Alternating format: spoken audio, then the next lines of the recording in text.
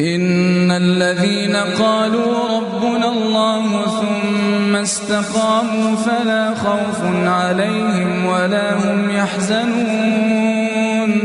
أولئك أصحاب الجنة خالدين فيها